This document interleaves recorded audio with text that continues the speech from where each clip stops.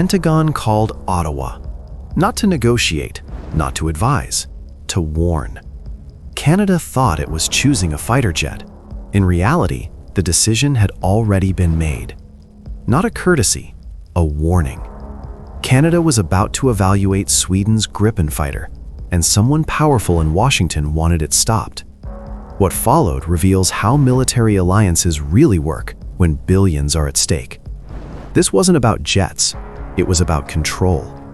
The Pentagon didn't block the deal. It made the alternative politically impossible. Canada's CF-18s were falling apart, 43 years old, barely operational, and responsible for defending vast Arctic territory and NORAD commitments. Replacement was urgent, so Canada looked at the F-35, Super Hornet, Rafale, Typhoon, and Gripen E. On paper, Gripen was ideal. Built for cold climates, able to land on highways, needing minimal support. It cost less to buy and far less to operate. A Gripen costs about $65 to $85 million per jet. An F-35 costs $85 to $110 million. Over 88 aircraft, that's $2 billion more upfront. Operating costs push the gap to $10 to $15 billion over 30 years. That's real money. Schools, hospitals, infrastructure, redirected to US defense contractors. So why didn't Canada choose Gripen? Because that's when the pressure began. The pressure campaign started with one phrase, repeated over and over in Pentagon meetings: interoperability concerns. It sounded technical, but it was a warning. Modern fighter jets aren't just planes, they're part of a network. The F-35 plugs directly into US intelligence, communications, and data systems. Fly it, and Canadian pilots see exactly what American pilots see. Choose Gripen, the Pentagon warned, and things get complicated. Intelligence sharing tightens, NORAD coordination gets harder, NATO missions need workarounds. The message was simple: fly American jets, stay inside the system. This is the lock-in. Build your Air Force around US systems, and leaving becomes nearly impossible. Training, maintenance, doctrine, everything assumes American networks. What they didn't emphasize is that Gripen already works with NATO standards, like Link 16. The real difference is that it can't access MATL, a data link exclusive to the F-35. That's not isolation, it's choosing shared NATO systems over a US-only one. But the Pentagon framed it as a risk. Then came the leverage. Canadian companies earn about $400 million a year building F-35 parts, supporting around 11,000 jobs. Those numbers appeared in briefings with an unspoken warning: don't buy the F-35 and those contracts might disappear. Quiet visits followed, closed-door meetings, same message every time. Gripen complicates the relationship. No one ever said no.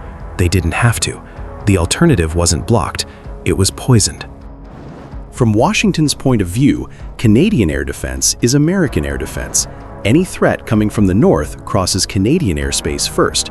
Through NORAD, both countries share sensors, fighters, and command systems to defend the continent as one. That makes Canada's choice of fighter jets a US security issue. This is the leverage. Buyers build sovereignty instead of locking deeper into US systems.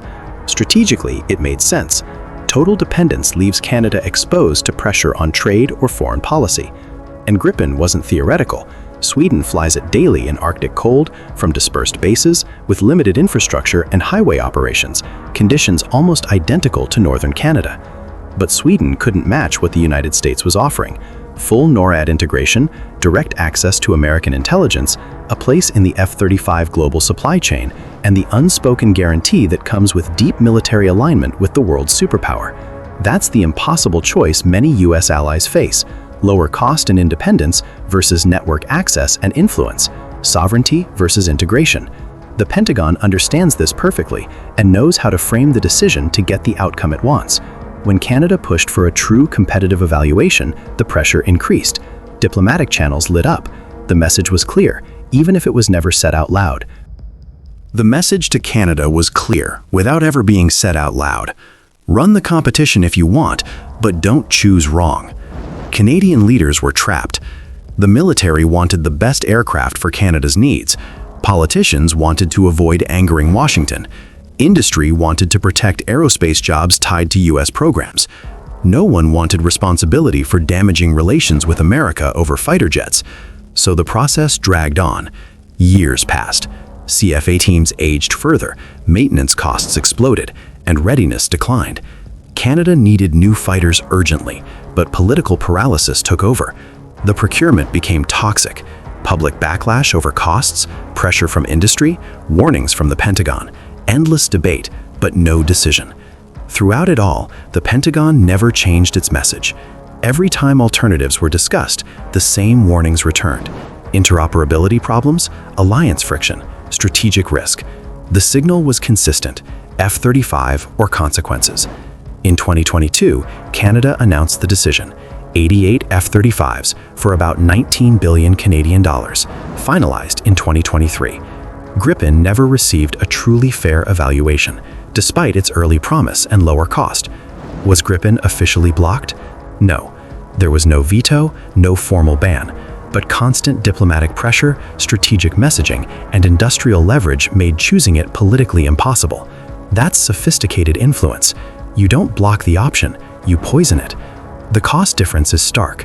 F-35 acquisition came to about $19 billion. Gripen would have been closer to $11 billion. Over 30 years, F-35 operating costs are estimated at $40 to $50 billion, compared to roughly $15 to $20 billion for Gripen. That's around $30 billion more spent, more than an entire year of Canada's defense budget. And this pattern repeats across U.S. allies. Different countries, same pressure, same outcome.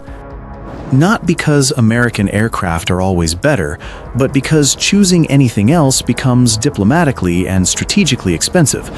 That's the impossible problem Sweden and Saab face. Even when Gripen is technically competitive, or better suited for specific missions, the Pentagon's ability to weaponize alliance relationships makes real competition almost meaningless. For U.S. allies, the barriers aren't about aircraft performance, they're about geopolitics and power. The lesson is blunt. Close American allies don't truly have sovereign defense procurement. They have the appearance of choice inside boundaries the Pentagon quietly sets. Choose American platforms and everything runs smoothly. Choose alternatives and you face warnings, complications, and relationship friction that makes the decision politically toxic. Canada got the F-35. Lockheed Martin secured a $19 billion sale. NORAD stayed on American systems, and for the next 40 years, Canadian fighter operations are locked into U.S. platforms, U.S. networks, U.S. supply chains, and U.S. strategic control. Was this the right choice for Canada? Technically, no. Gripen fits Canada's Arctic sovereignty mission better at a dramatically lower cost. Strategically, maybe the F-35 offers integration and alliance benefits that matter beyond raw performance. But one thing is undeniable: Canada never had a free choice. The Pentagon didn't block Gripen outright. It shaped the environment so the outcome was inevitable. The call came in, the pressure followed, the alternative withered, and America got exactly what it wanted without ever saying no. That's modern alliance management, not coercion, something more refined. Canada wanted sovereignty, America wanted compliance, and when defense procurement happens between unequal allies, America wins. The 3 a.m. call wasn't a courtesy, it was a warning. Canada understood it perfectly. Buy American, or face consequences no one wanted to risk. The Pentagon didn't kill Canada's Gripen deal. They just made sure it never had a real chance to live.